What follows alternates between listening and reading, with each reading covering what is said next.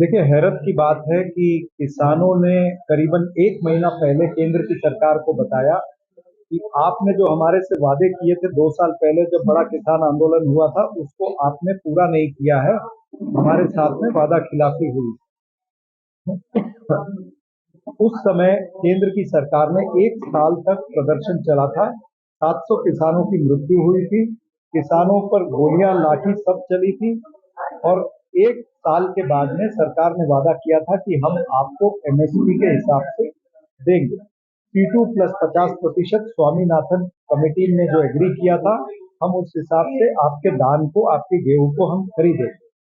अब स्वामीनाथन जी को तो आप दे रहे हो भारत रत्न पुरस्कार, लेकिन स्वामीनाथन जी की रिपोर्ट के तहत जो आपने वादे किए थे, उन वादों को पूरा नहीं कर रहे हो, वादा खिलाफी कर रहे हो, ये एक चीज। दूसरी, किसानों की मांग है कि जो उनके ऊपर इलेक्ट्रिसिटी अधिनियम कानून लाया, उसको रद्द किया जाए। जो उनके ऊपर पुराने केसेस है, उनको हटा दिया जाए। फिर जो लखीमपुर खीरी के अंदर जो 4 किसानों की मृत्यु हुई, उनको उनको न्याय मिलना चाहिए। ये तमाम सारे मुद्दों को लेकर के बैठे हैं, लेकिन आज हम क्या देख रहे हैं कि उन्हीं किसानों के रास्ते में कील बिछाए जा रहे हैं, बोल्डर बिछाए जा रहे हैं, उनके ऊपर पानी की बौछार हो रही है, टीयर गैस छोड़ी जा रही है। तो ये सारी चीजें जो है ये गलत है।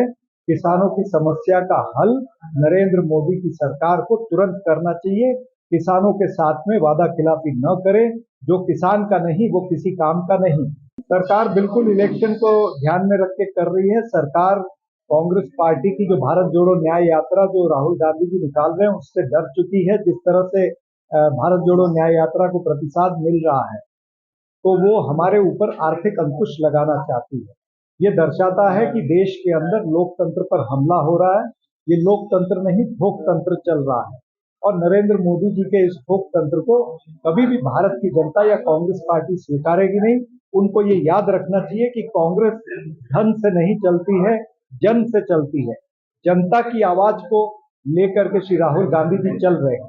इनकम टैक्स ने अकाउंट फ्रीज किए, उसके बाद में हमने आज जब ट्रिब्यूनल में अपील करी, तो उन्होंने हमारा अकाउंट तो खोला, लेकिन उन्होंने एक शर्त लगा दी कि 115 करोड़ रुपए उस अकाउंट में हमेशा रखने पड़ेंगे।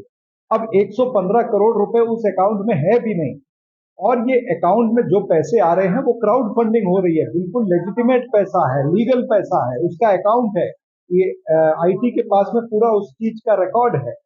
तो जब आपके पास पूरी चीज का रिकॉर्ड है, क्राउड फंडिंग लेजिटिमेट है, जनता अगर पैसे कांग्रेस पार्टी को दे रही है, तो आप क्यों हमारे ऊपर अंकुश लगाना चाहते हो? यानी कहीं ना कहीं देश के शाह और तानाशाह, ये दोनों कांग्रेस पार्टी से डर रहे हैं। ये इसमें सिद्ध होता है।